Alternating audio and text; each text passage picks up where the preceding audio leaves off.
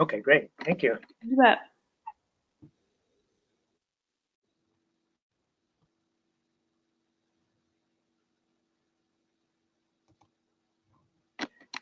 I see. So Wendy, you're on, and Crystal and Rick. Welcome. Good to have you here. Hello. Hi.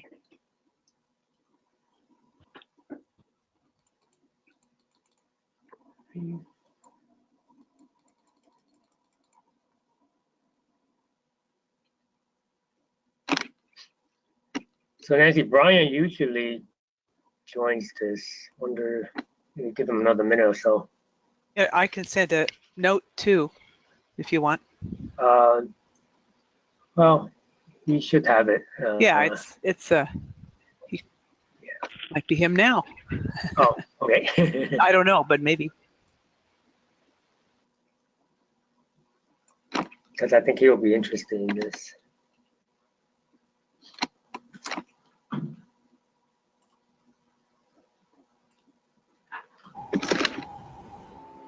And Nancy also, Candy Emmons, our summer intern, so she's online too. Oh, great. Okay, good. Hey, Candy, welcome. Hi, sorry, still trying to figure all of this out. No problem.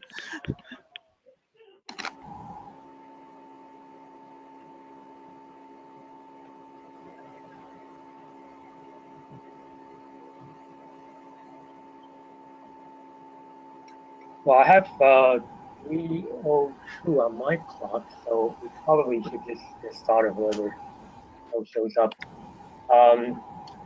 So yeah, welcome everybody. I'm really excited to have 3 people affiliated with the USDA Northern Plains Climate Hub with us to share some of their work.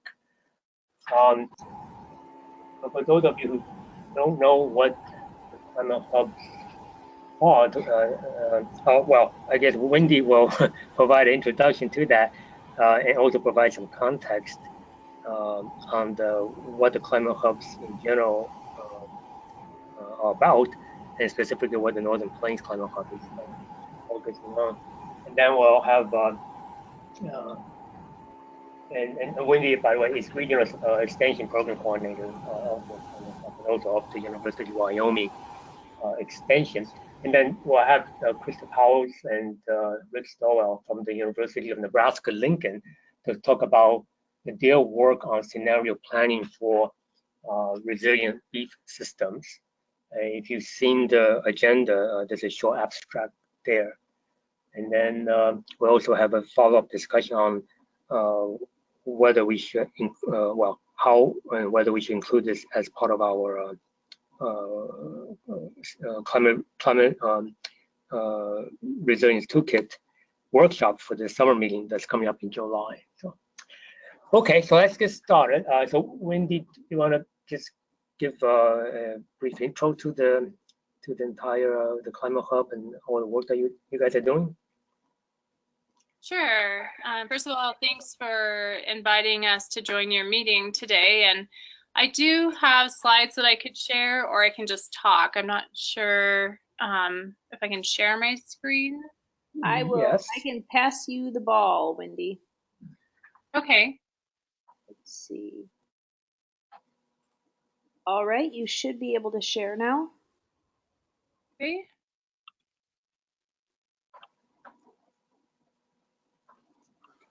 And we can see your screen. Okay, great. Let me just minimize this box.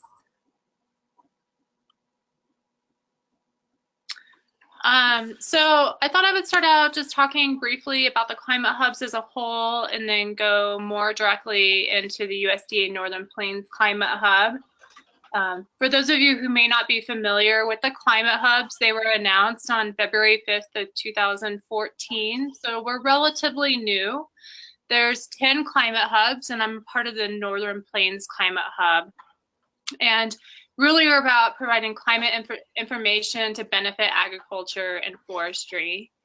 As Bill indicated at the beginning, my position, I wear 2 hats. So I work for the University of Wyoming Extension as the weather variability and ag resiliency specialist. And then the second hat I wear is working for the USDA Northern Plains Climate Hub as the Regional Extension Program Coordinator, so coordinating efforts throughout the region. The vision of the climate hubs are to ensure robust and healthy ag production and natural resources under an increasing weather variability and changing climate. And so we do this in a number of ways, and depending on the climate hub, we each approach it a little bit differently. I put the mission up on the screen, but it's a nice, lengthy mission.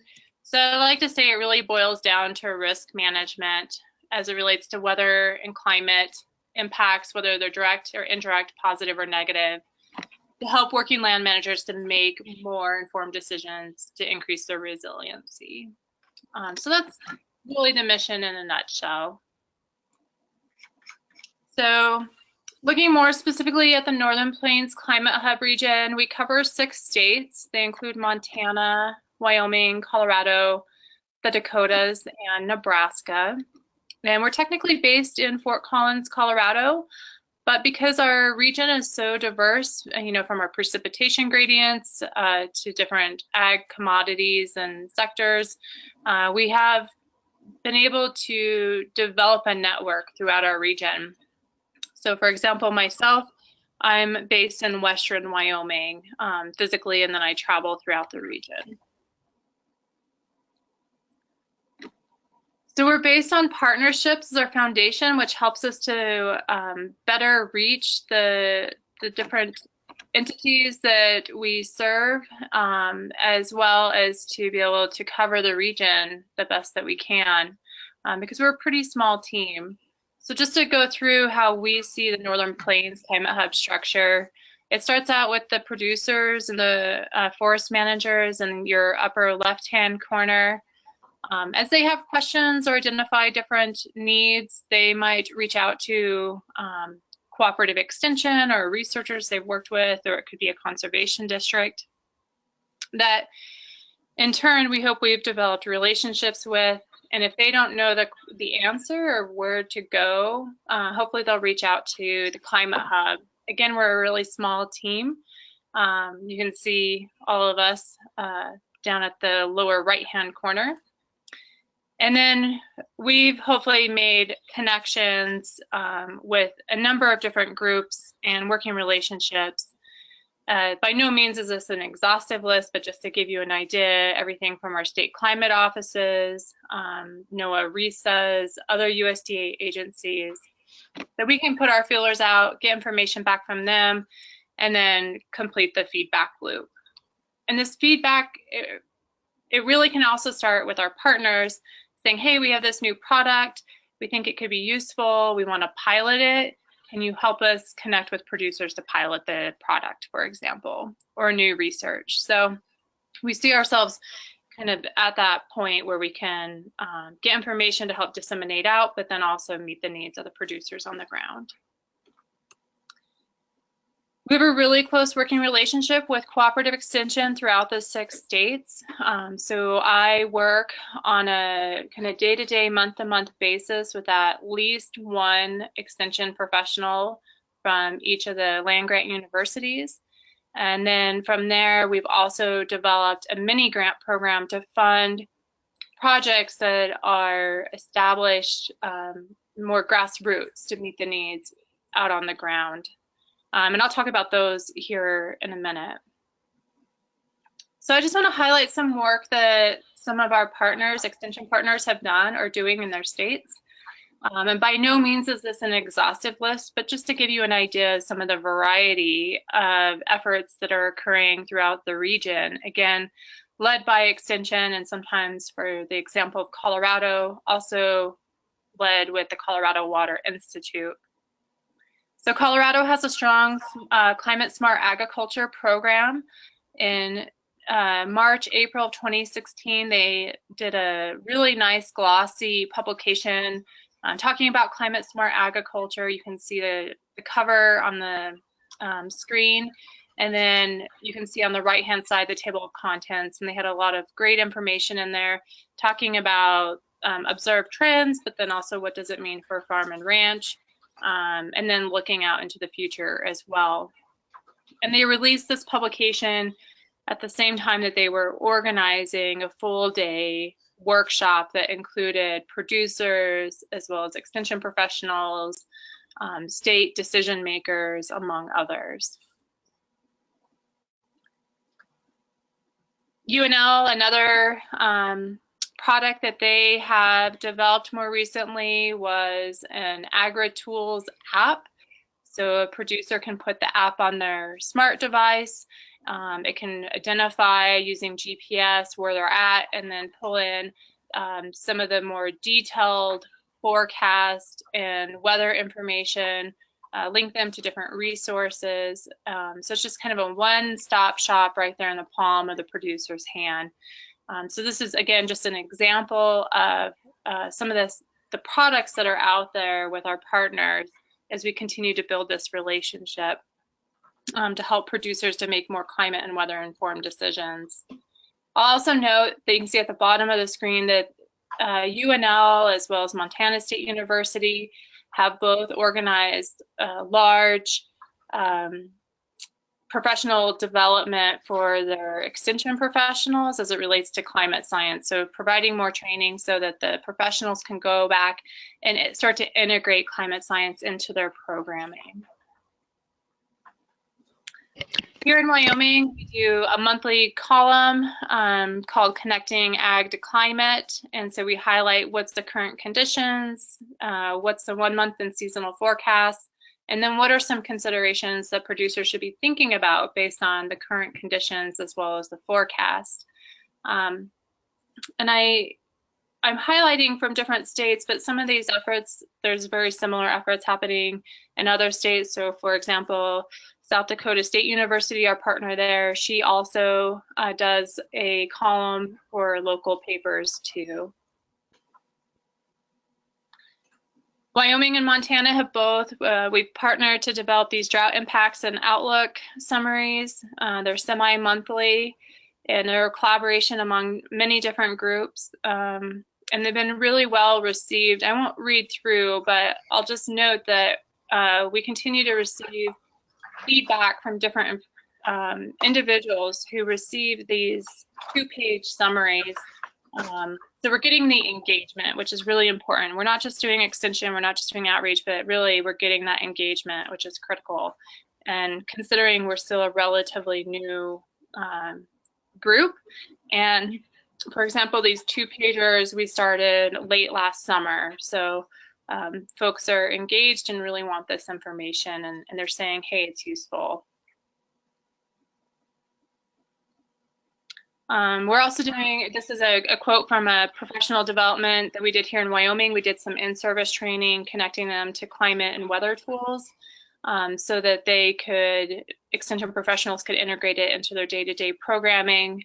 And this is part of an email I received from one of my colleagues after I did an in-service training with them, and just, you know, thanking me for showing them the tools, but then also saying about a week later, they were already using the information to help producers. So going back around to the mini grants that I talked about, we really want projects that are helping producers and working land managers out on the ground. And to facilitate this, we decided to create a mini grant program where extension had to be the lead of the different projects. We accept proposals on a rolling basis, and we fund the projects up to $15,000. One of the requirements is that the project does have to be multi-state, so it has to include at least 2 states. And we've received some really great projects and funded. To date, we have funded 5 projects, and we have some that are in review right now and going through the final review process that will likely be funded too. And one of the projects, which I'm not going to go into any detail, but it is Crystal and Rick's project. So here in a few minutes, you'll hear more about their project. So just briefly on some of the other projects that have been funded, one is called Learning from Your Neighbor, Weather Resiliency in Agriculture. This project was initiated by Montana State University, University of Wyoming, and UNL. through the E Extension I3 Core project. It's a multimedia project where we go out and interview producers who have adopted practices and have observed benefits to their operation based on implementing these efforts to help them be more resilient. So maybe they adopted the practice for soil health, but since they've implemented it, they think that they're more resilient to drought or heavy precipitation events, whatever it might be. So we do short videos, and then we pair it with a fact sheet that goes into more detail. And then eventually it'll become an interactive website as well. So this project grew into a larger project that now includes all 6 states. So this year we'll go out and film in Wyoming and Colorado. Those are the only 2 states we have not filmed in yet. And we'll continue to put our fact sheets. They'll go through a review process, and then we'll start to develop the interactive website. And this is just an example of one of the draft fact sheets using no-till to minimize extreme weather impacts. So we don't have any final products out. We have several drafts that are nearing the final steps. Again, the scenario planning for resilient beef systems, I'm not going to go into any detail because Rick and Crystal will be sharing about their project with all of you here briefly. But it was also funded at the same time as the Learning from Your Neighbor project. So they were funded just over a year ago. And so again, I just want to highlight that partnerships are really at the foundation of the Climate Hub. We couldn't do this without our partners, and we can't do it without the farmers, the ranchers, and the forest managers. We're here to serve them, but we also want to learn from them so that we can better serve them. And I just threw up here my contact information as well as Danelle Peck. She's the director of the Northern Plains Climate Hub. And is there any questions? Actually, this is Nancy. I have a question for you, Wendy. Sure. It's sort of way back when you were talking about the climate science training that you're doing for extension agents. Is that what's the focus of that? Is that for people to learn more about the data that's available, or within specific tools, or just sort of the data in general? It looked like you were showing. From the slide, it looked like you were showing different data sets or at least applications of it. Am I right in that, or what is the focus of? So the Northern Plains Climate Hub, in our partnership with Extension, we have an MOU with each of the Extension programs, and we think it's really important for them to identify where their Extension program is as it relates to climate science. So each of those trainings looks different depending on the institution. And I attended UNL, some of their stuff that they've done. I would have to defer to Crystal and Rick to expand on what they did. For Montana, I was also there. And it was really, for Montana, it was introducing kind of why is climate science important? What is it? What are other states doing? So they brought in Tyler Williams, who is an extension professional in Nebraska, to share about how he was doing work in Nebraska to incorporate climate science into his programming, as well as some of his colleagues. And then there were panel discussions with producers in Nebraska. Sounds like it kind of depends upon what is happening within the state in terms of the people on the ground, really what they know and what they need, because the extension agents are serving them, right? So it starts and from also there. a lot of so in Wyoming, because I wear 2 hats, I would love to organize like a large conference. I haven't had a chance to do that. But what I have been able to do is I can go into each of our initiative teams, is what we call them. So we have a rangeland focus initiative team, and we have an agriculture initiative team. And I've gone into their meetings, and I've spent about an hour doing a training on available tools and how they can integrate use those tools and integrate information into their existing programming. And that's how I've approached it in Wyoming based on my time and availability. Mm-hmm. Makes sense. Okay, thanks. Any other questions?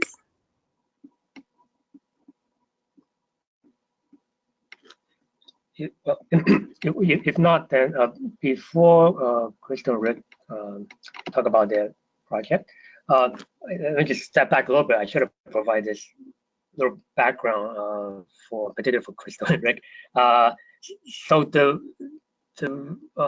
what this agriculture and climate cluster of ESIP has been doing, trying to do, is to work with the climate resilience toolkit staff, in particular Luann Dahlman, who's our point of contact, to take research or application that various groups are doing and then kind of translate them into these case studies that eventually shows up on the CRT Climate Resilience Toolkit website.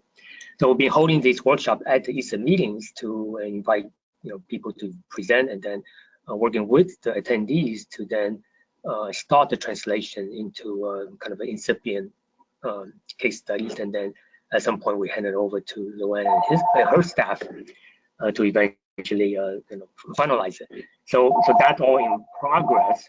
So when I heard some of this presentation that Wendy made back in April, I thought, wow, there's a lot of activities going on here that will be potential case studies that would fit very well. And based on today, I do, see a lot of these projects that could be translated into these case studies. So that's where we're coming from in the context for to have you guys talk about your project on the beef system. So just want to provide that little background for you guys. Thank you. So is there no other questions on what Wendy presented? So I guess Crystal and/or Rick, do you want to take it from here to talk about your project? Sure. I've got some slides if you want to give me presenter access. Is this Crystal that needs the presenter access? Sorry. Yeah. Yep, Crystal. Okay. All right, Crystal, it's all you.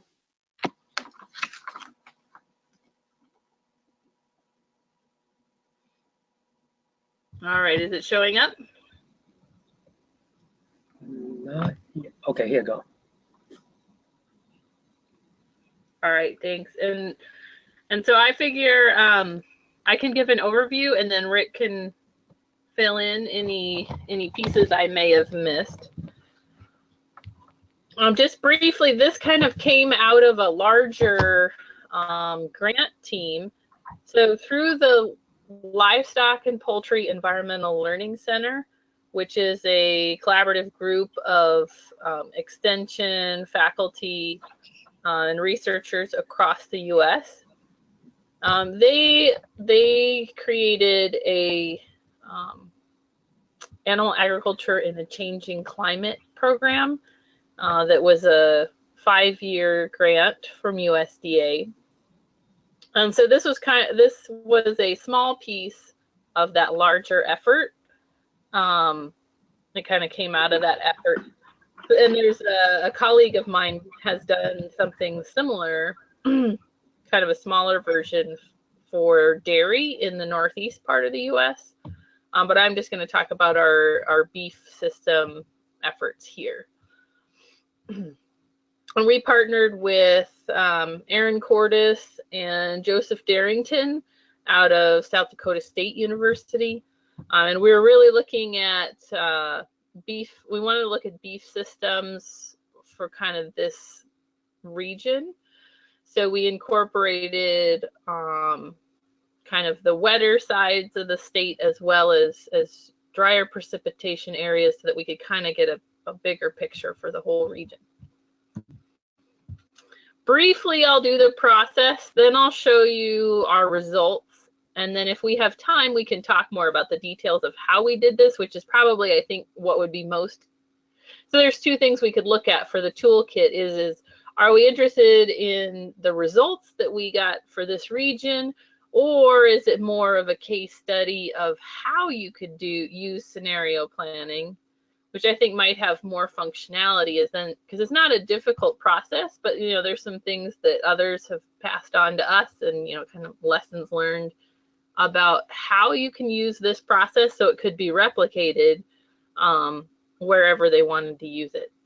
But so briefly what we did is we gathered a team both here on UNL's campus in Nebraska, as well as up in South Dakota. And we had a pretty diverse group. We had climatologists, we have beef, like animal science, beef specialists. Rick and I are both in the biological systems engineering department. And then we also had someone from our drought mitigation center who's more of a rural sociology focus. And so and Tyler Williams, who got brought up before, he's mostly agronomy, but just does a lot of work in the climate extension area. So we gathered kind of this diverse team. We had, I should remember off the top of my head, I think it's 14 of us who came together for this little project. And there was extra emphasis in Nebraska in particular. We just started a climate focused team in our extension work. And so this was used, this project was part of how do we get started. This is some of our initial programming in how do we get started talking about climate in our extension work. So one way we thought was, well, let's hear from producers about what their needs are. And so that's how this scenario planning kind of shook out. So we brought those producers and other beef stakeholders together for 2 different focus groups, which you see here. They ended up being 4 to 6 months apart. And along with that, we did some modeling. And then in the end, kind of our end goal was, well, let's develop some program direction based on the results of these groups. So just to skip ahead to what the results were. So from the first focus group, we had them come up with what are these drivers, which are what we're calling the axes. What are the critical drivers? And kind of what do they see as the end points of those drivers? So the stakeholders selected all of this.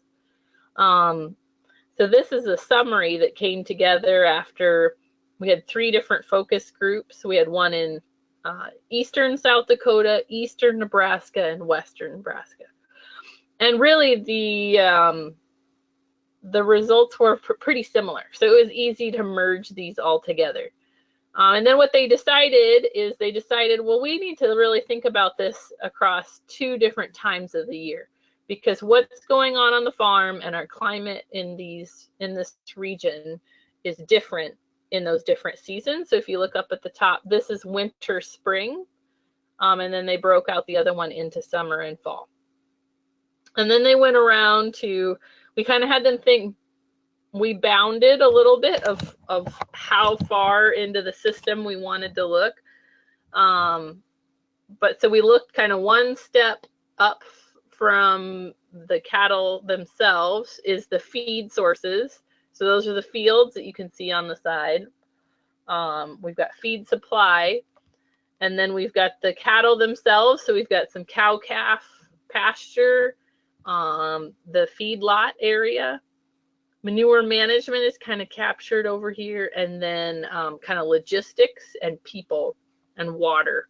So we tried to have them think broadly across those categories, what happens when these different climate drivers come together. So if it's warm and wet, what happens on the farm? And then we created these graphics. So it was kind of like you're looking at the same farm in a different climate scenario. So we ended up with 8 different scenarios. I'm just going to go a little quickly through these 4 winter spring scenarios. And then down at the bottom, what we mean by overall drivers is these are things that got brought up a lot what actually happens on the farm can be driven by other things, obviously, besides climate. So these got talked about a lot, and we didn't want to lose that you know, some of those things can override what's going on in the climate, so we made sure to include that in the graphic. So in our first scenario, and we gave them names, and just to kind of keep it easier to talk about, is a deep freeze where it's cold and dry. So this is cold and dry compared to kind of normal, which in our, you know, in our region, we get a lot of extremes, which was part of the discussion of we've seen a lot of these things already. But in general, if it's colder and drier than what we're usually used to. And so you can see on the right-hand side, these are the different areas of the farm operation, and then some of the impacts. So those match up with the picture of what are some of the impacts. And then we kind of color coded it that there's some, you know, some of these scenarios, there is a positive situation for the beef system. So let's think about, well, how do we capitalize on, you know, some of the positives that are going on, and then be thinking a little bit ahead about some of the more negatives. So we have yellow, we just have yellow, which is kind of a moderate challenge, and green in this particular scenario. But then if we jump over to a cold and wet, so this is like a extra snow in the winter, and then a cold, wet, muddy spring. And so that gets to be a lot more challenging to manage on our farm operations. And so that's kind of what we listed out here. And then again, we've got some quotes. They love this one. This is actually, particularly in Nebraska, fairly normal winter. We have fairly dry and not too terribly cold. And so this, you know, this is decent for cattle, and this is why we have a lot of cattle in this part of the country. But then if you flip over to, we add more moisture, which is what's projected in the climate projections, and warm it up some so that it doesn't freeze, we get tons of mud. And this is probably the hardest identified by the producers, that this is the hardest scenario for them to deal with. And it's also the one that the climate projections are showing will become more common. So I mean, this is just kind of a graphical way to kind of walk them through it and start thinking about what are some things to look for. So I already talked about that. So then we brought them back for a second focus group, and we said, well, now that we have these scenarios, what do we do about it? What are some management options? And so we had them go through and brainstorm different management options. So to explain this graphic a little bit, this is the same set of drivers for the axes kind of in the background, and we were able to kind of merge all both seasons into this picture. And so the things up in orange or yellow that you see in the top left hand, those only work in a hot, dry scenario. So those are some options that only work up there. If they crossed over two of them, I have it labeled in blue. So that tends to, so if you look on the left-hand side, those work in any dry conditions. The temperature doesn't matter too much. These are options that help you in dry conditions. Clear over on the right-hand side, those help you in wet conditions. And up top, those work in hot. And it's not necessarily that there aren't options for just cold. It's just that we didn't, it didn't come up in the producer discussion. So whether that's they weren't concerned about it, or it just didn't really come up. And then finally, the ones in the middle that are in green, these are things that these are options that can help in some way across all scenarios. So in scenario planning, these are what are called robust options. And some of those, just because they're robust does not mean that they're easy. So calving date, for example, we talked about it a lot, which is why it's in bold. The things in bold were discussed frequently at all the focus groups, but it is not a simple thing to change.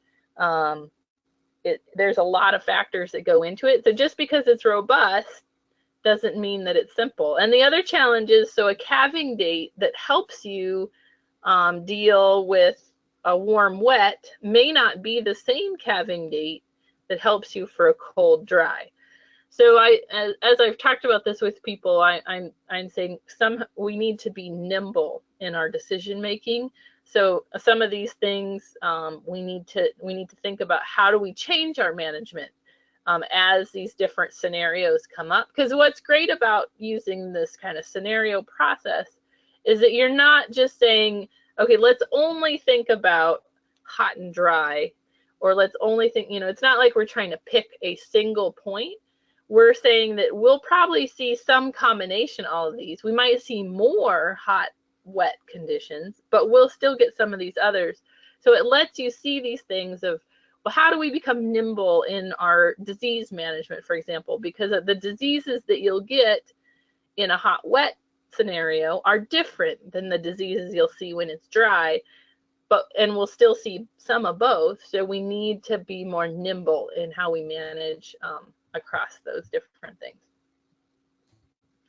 So with that, I won't go in. So I've got more details on how we did it, but I think that's enough of an introduction to what was going on. Are there any questions from anyone?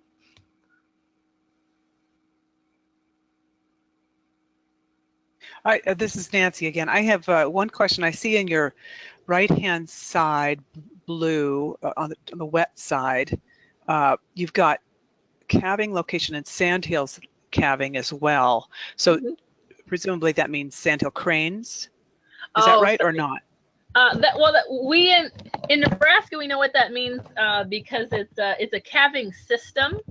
They call it sandhill calving system, and so it was developed by some of our University of Nebraska research folks out at. We have a Sandhills research center. And it's a specific system. Okay. So it's not the cranes. Okay. But it's a specific calving system, and what it does is it moves the animals around. So that's why I grouped it with the calving location, because it's basically, okay, we need to maybe move them a little bit more to have more success in our calving during wet conditions. Different places that are drier or warmer or something. Okay. And just moving them to keep, and it also keeps disease down. Right. Okay. This is Bill. I also have a question. So I'm wondering at what level, so you have these scenarios and you have actions based on what the scenario is. So from a point of view of the stakeholder, are they then provided with this general information, and then is the expectation that they will take this general information and then act on that, or is it just to be generally informed? So maybe specifically, so is there any cases where a particular stakeholder you can trace the flow from the information provided from the scenario and the responses, and this stakeholder did something in response to that, and then this is the benefit that was realized? Sure. Well, we're at the very, so we just finished, we just submitted our report actually. So we're just 1 year into kind of doing this climate team. So the idea is that this helps us prioritize now what becomes programming. And so we're going to be starting in on that programming, maybe some this summer, and probably for sure by our fall and winter programming, but it has not happened yet. And so we don't have that. Maybe Rick can speak to it. Specific to our project, we wouldn't have that traceability to final delivery. There's great, our extension folks have done great extension programs on drought planning, for example, like you see that one's in bold. We have a lot of resources on drought planning, and they have some really good case studies already out there. But that's separate. we're building on what we've already done. So we kind of knew this. We know we've got great drought programming, but we don't have a lot on, for example, mud management or putting in barns. Those are kind of newer extension programs. So we can say, yeah, we've got these great existing programs that address pieces of what the stakeholders brought up, but here's some gaps in our programming. And so that's kind of the stage we're at, is we've identified these gaps. And now the next step is we're going to start incorporating that as we move into programming for the next year. So by programming, do you mean like dealing with individual farmers and ranchers and for specific cases, much more detail? Well, so our extension agents do one-on-one work with producers for sure. More so when I say programming, I'm referring to, so we have things like we have a cow-calf college is what we call it, which is kind of a 2-day program, or we do beef roundtables, which are a little bit more geared at the feeding industry side. And we have programming like some of it's economics, some of it's nutrition, some of it's genetics. And our thought is now we'll add in some of these climate-based, these climate resiliency-based topics to those places where producers are already coming for their information. And we do a lot of impact surveying and stuff from that programming. So I would say in another year, we could better address your question. So it might be something like putting out more information in a newsletter, or trying to gather together information on some of these topics in whatever venues people come to you. Maybe a call, or maybe with a flyer or something, or a meeting as you suggested, that kind of thing. That's the way programs are represented. Yeah. And so in some of these, like I said, the ones we've identified as a gap, I think there, at least from what I've heard from our team, there are some plans to develop some publication, like extension fact sheets. Mm-hmm. Others are, so these would be lecture, or I don't know if lecture is the right word, what do I want to call it? So workshops and more interactive type materials. So we're going to be developing some new materials based on this. Mm-hmm. Is my audio working? Yeah. Mm-hmm.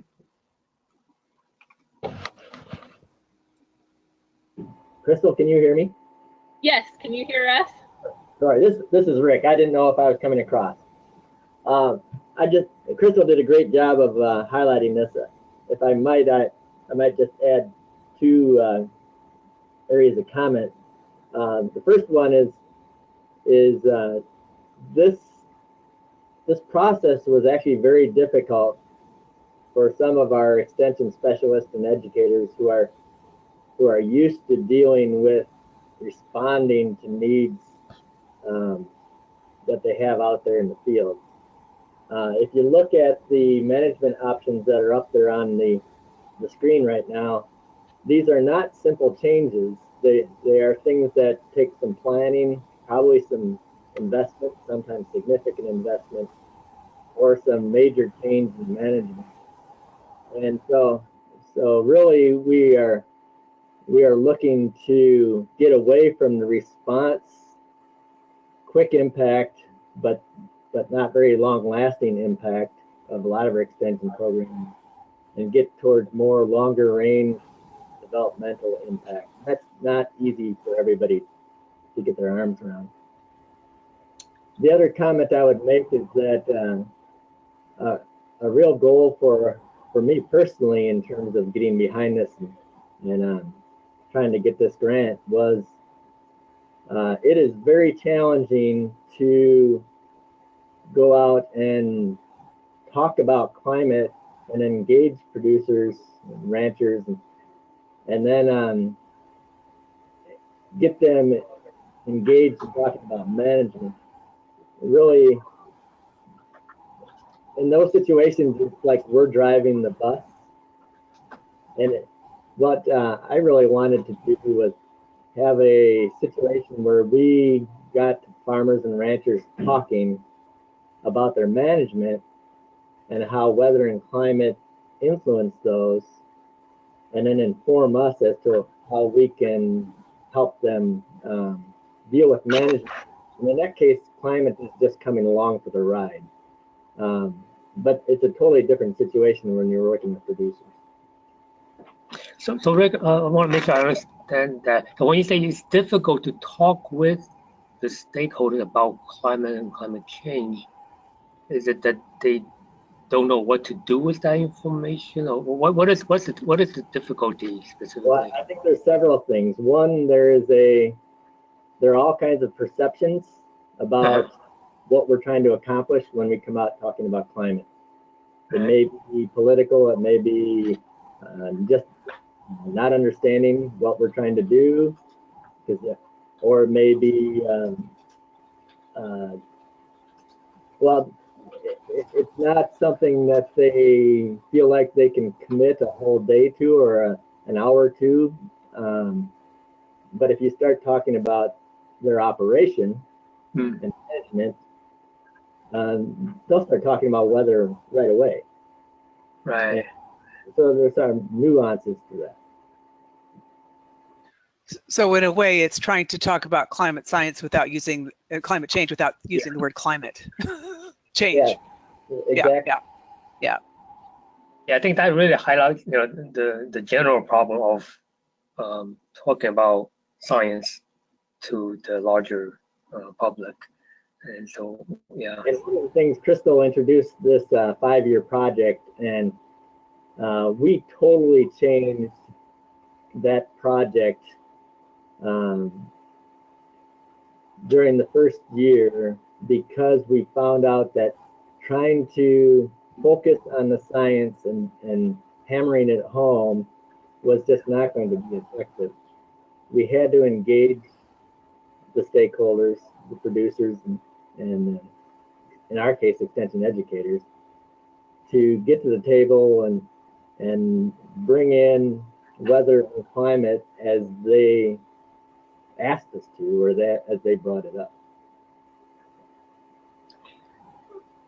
And that was so if we talk about how this could possibly be used in your toolkit, some of the things we could talk about is how we actually brought these groups together and got them talking, because we did some very intentional and specific methods and order to how we talked about things. So like we started out we worked with some trusted local people to get them in the room. And even for those folks, our local educators who have been, they've been in their county for a very long time, they said it was still a really hard sell. But once we got people in the room, they were really engaged in what we were talking about, and we got some really good results. And then another piece of it is how we started, kind of even the order that we walk through stuff. So we started out the day having them talk about their experiences with weather, kind of history, and then brought in our climatologist to talk about, well, what have weather trends been in the past?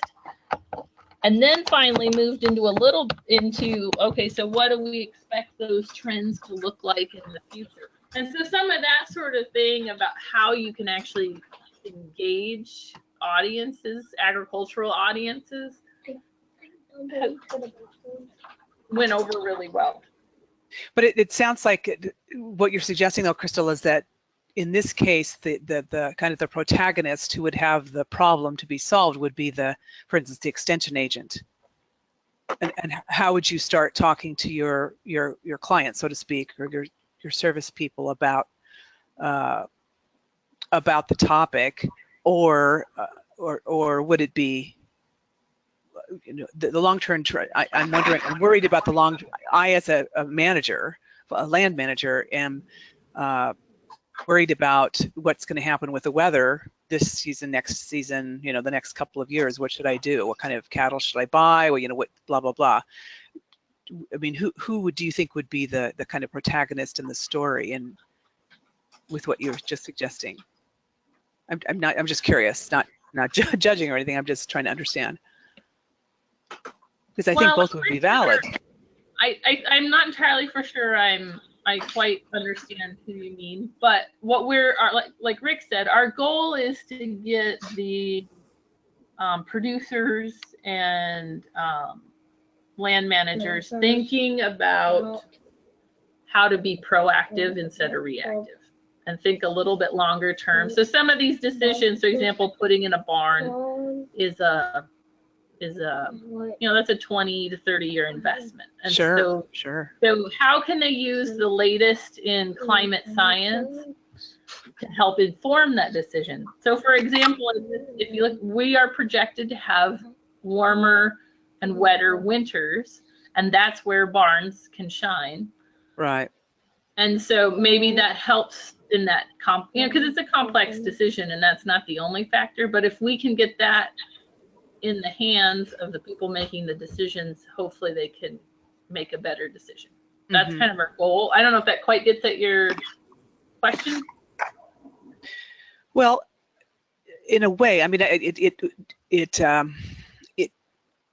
think it makes sense that, you know, the end goal is to help the producer, which of course is really the end goal for the climate resilience toolkit as well. The question is just what is this, what kind of story, what is the story that would help convince them? And part of what you were talking about was the process by which people not only got the information but discussed it and figured out, you know, what could be done with it. So that, I mean, in your audience, it sounds like, well, the audience is for the focus groups that you, not audience, but the participants for the focus groups that you created included not only producers, as you said, but also the people who would be kind of, in a way, the not middleman, but the people who could be conveying some information to them. So, you know, those are, yes, the end goal would be to help the producer, but, you know, from the point of view of somebody, if I were an extension agent and didn't know quite how to talk to somebody about, you know, what's coming out, I would want to know more about the process, whereas the producer to whom I would speak probably wouldn't care that much about the process. They would just want to know what the results were. So those are two different stories, I think, in the sense of, you know, who would be interested in which story. Sure. If that makes sense. See where you're going. Maybe that would help us out a little bit. Who is the audience for the toolkit or the toolbox? Well, so far I think it's been, I mean, you know, there are a lot of different case studies in there, and the ones that we've been focusing on have been related to agriculture and possibly energy, but most of the time it's been, you know, for the producer, so the farmer or the rancher. Now, that's not to say that it doesn't have, it has to be. It's just that, you know, the whole point is to convey the information about resilience. Yeah, that's the agricultural part of the toolkit, but the toolkit as a whole addresses you know, many other areas as well. And in general, it's just to demonstrate the, you know, the use of these inputs, data inputs, and methodology that yields a result to the, I would say, the general public. You know, in addition to the specific stakeholders in each of these sectors, you know, agriculture, for example. So in that case, Bill, you're saying that are you saying that the process itself would be interesting? The process that Crystal was describing would be interesting too. Well, so it's also the level of abstraction, right? So that's why earlier I was asking, well, is there can you trace the benefit to a particular stakeholder? Which I think so far in the case study we've worked on, that's what we've been thinking. But maybe this is a different, I mean, we can talk to Luann about it, so maybe it's a different kind of case study where how do you get a group of stakeholders, in this case, to come together to even talk about not directly about climate change, but about what needs to be done in response to changing climate. So that is the problem in itself, and this whole project, the scenario planning, is kind of at a higher level, a solution to that. And so the scenario planning is based on. Well, I based it heavily on some work that the National Park Service they've been using it in several of their parks across the country, particularly in Alaska. I talked with several of the folks, they have done it, I think, on all of the national parks in Alaska, of using this process to talk about how do we continue to provide the goals of the national park in a changing climate. And so they've done even more of these type of focus groups. And so the process is based on, like you said, a kind of a more abstract idea of how do you bring people together to talk about change. It doesn't even have to be climate change, because, if you go back in history, when I was reading on scenario planning, it's actually based on military strategy. They used World War II to talk about, well, what if these complicated scenarios happen, and come up with plans for how do we address this, and businesses use it too. So I mean, the concept would be more abstract, and so then it could apply, I'm guessing you have a lot of folks from communities or cities, planners, they could use this same process, right? And also, because the other piece is, I'm like, well, this is really good information for our region, but since yours is more of a national website, it might be better to show how could someone kind of come up with this sort of set of data for their particular region. So if an educator wants to say, okay, how do I kind of figure out what are these scenarios for the Pacific Northwest, we could help them kind of understand the process we went through to do it. Right. Yeah. Well, it's kind of that's also a question, kind of, for your team, is what's the better fit based on what you've done. Well, I mean, in terms of the regional aspect of it versus the national, I think that one of the power that and the persuasion that's inherent in the toolkit, of the case studies that show up in the toolkit right now, are the fact that it's a problem solved for one person or a group, a regional area. So your particular case is, it would be interesting. I mean, it would be interesting as an example of how you were to use the process if you were, needing to find out about that to do something in your own community. So, maybe it's disaster planning or sea level rise instead of, as something that the community needs to address rather than management for beef systems. But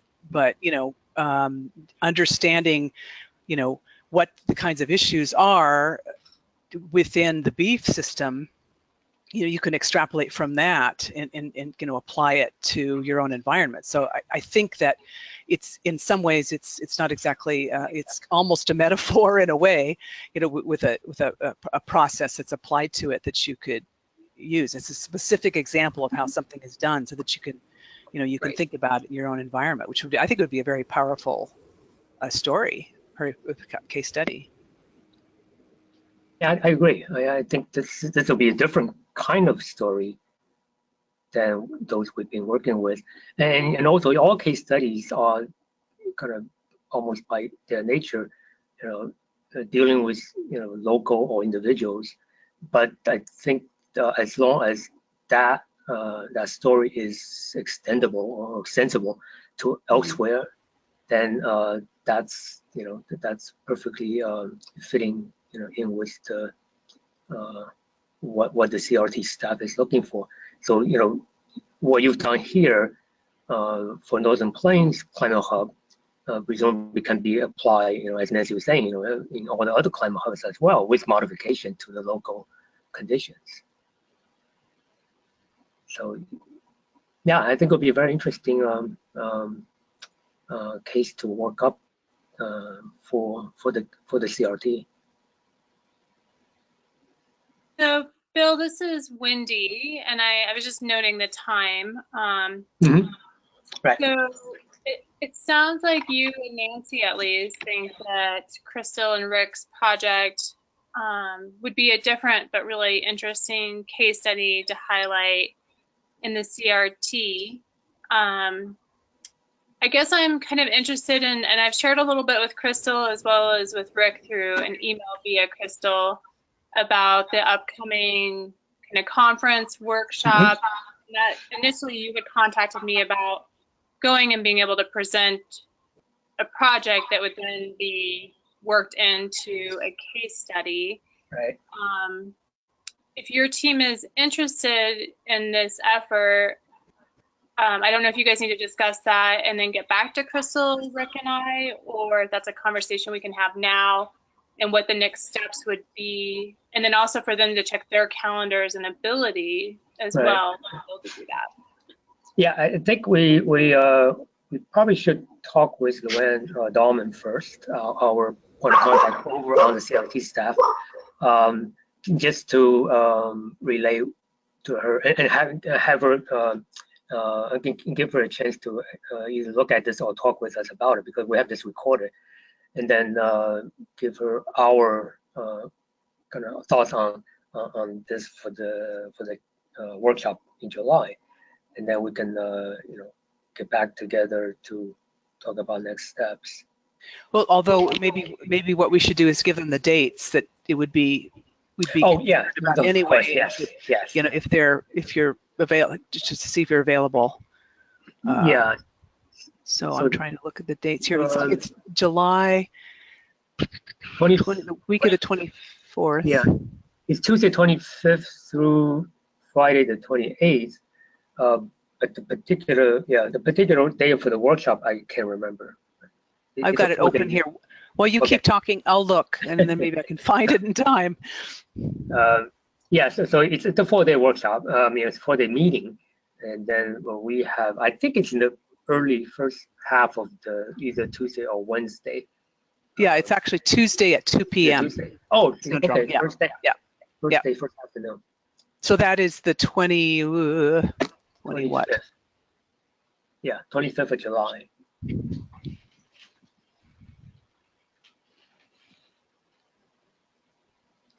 I put the link so to the session in the chat. Oh, good. Oh, thank you. Oh, great. Thank you, Annie.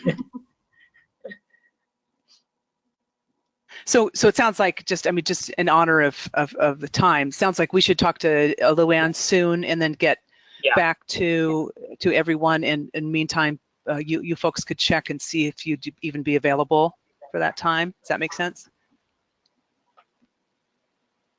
You folks, meaning Crystal and Rick and Wendy, if you're close-ish to Bloomington.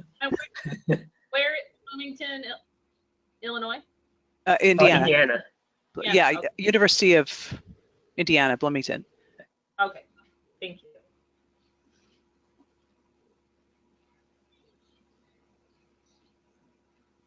That sound good?